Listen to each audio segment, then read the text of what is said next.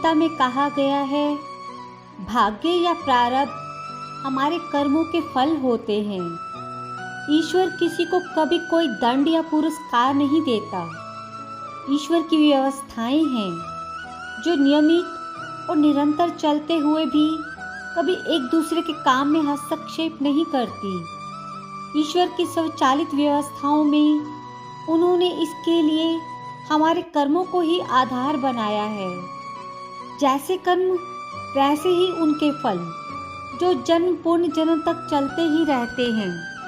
गीता का 14 अध्याय, जिसका नाम गुणत्रय विभाग योग है, इसमें कुल 27 श्लोक हैं।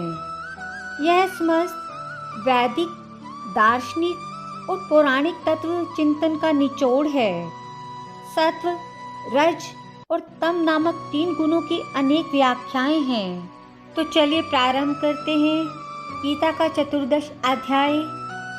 श्री भगवान ने कहा, फिर ज्ञानों में श्रेष्ठ ज्ञान तुमको बताता हूँ, जिसके जानने से सारे मुनिजन मोक्ष रूप परम सिद्धि को प्राप्त हुए हैं। ज्ञान की सहायता से मेरे स्वरूप को प्राप्त हुए लोग सृष्टि के समय जन्मते नहीं और प्रलय काल में कष्ट नहीं पाते।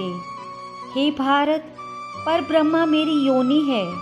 मैं उसमें गर्भ को रखता हूँ और उसमें भूतों की उत्पत्ति होती है।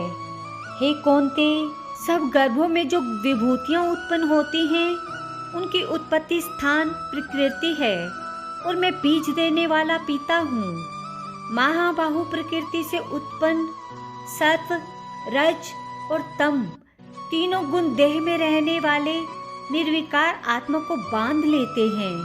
हे अनग, इनमें तत्व निर्मल होने के कारण प्रकाश और निरूप द्रव है, जो प्राणी को सुख और ज्ञान के साथ बांधता है। हे कौन्ते, रोगात्मक रजोगुण से तृष्णा और आसक्ति उत्पन्न होती है, जो प्राणी को कर्म के साथ बांधती है। तमोगुण की उत्पत्ति अज्ञान से है। यह भ्रम, आलस्य, निद्रा से प्राणी को बांधती है और मोह में फंसाती है। हे भारत, सत्व सुख उत्पन्न करता है, रज कर्म पैदा करता है, तम सब ज्ञानों को ढककर प्रमाद पैदा करता है। हे भारत, सत्वगुण रज और तम को दबाकर बढ़ता है। इस प्रकार रज सत्व और तम को, सत्व तथा रज को दबाकर बढ़ना चाहता है। इस देह में इंद्रियों द्वारा जब ज्ञान का प्रकाश उत्पन्न हो, तब समझिए सत्वगुण की विशेष वृद्धि हुई है। हे भारत, रजोगुण की वृद्धि में लोभ, कर्मों की प्रवृत्ति, कर्मों का प्रारंभ, अशांति और इच्छा उत्पन्न होती है। हे कुरुनंदन, तमोगुण की अबलता में अविवेक, प्रमाद और मोह ये सब होते हैं। जब देह को सर्वगुण के उदय में मृत्यु प्राप्त होती है, तो वह ज्ञानियों के प्रकाशमय लोक को पाता है। रजोगुण के उदय में मरा हुआ मूढ़ योनि में जन्म पाता है। सात्विक पुण्य कर्म का फल भी सात्विक कलंक रहित होता है। राजस कर्म का फल दुख और तामस कर्म का फल अज्ञान है। सात्विक से ज्ञान उत्पन्न होता है, रज से लोभ तथा तम से प्रमोद, मोह और अज्ञान की उत्पत्ति होती है। सात्विक पुरुष को उत्तम, राजस को मध्यम और अधम तामसी लोगों को नीच गति प्राप्त होती है। जो दृष्ट गुणों में अलग अर्थात निर्गुण, साक्षी मात्र आत्मा को जान लेता है, वे मेरे रूप को प्राप्त होता है। जो शरीर में उत्पन्न होने वाले सत्व, रज और तम इन तीनों गुणों को जीत लेता है, वे जन्म, मृत्यु, बुढ़ापा और रोग से छूटकर मुक्ति पाता है। अर्जुन ने पूछा, हे प्रभु, कैसे मालूम हो कि अमुक मनुष्य ने तीनों गुणों को पार किया है? उसका क्या वर्ताव है? किन उपायों से तीनों गुणों को त्यागता है?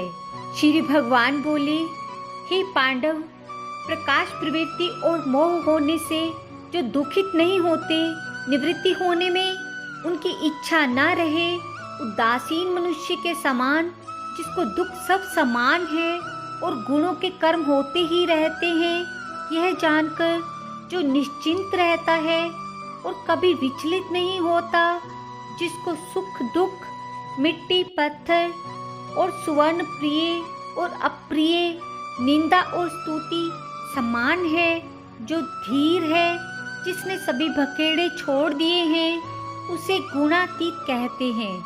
जो अनन्य भक्ति से मुझे भजता है, वह इन 3 गुणों को जीतकर ब्रह्म भाव पाता है, क्योंकि ब्रह्मा का और विकार रहित मोक्ष का और सनातन धर्म अखंड सुख का भंडार मैं ही हूँ। राधे राधे।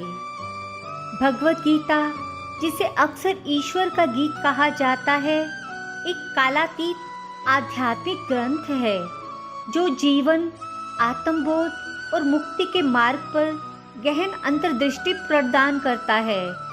इस अध्याय में भगवान कृष्ण प्रकृति के 3 गुणों सत्व, रजस और तमस की अवधारणा पर विस्तार से बताते हैं।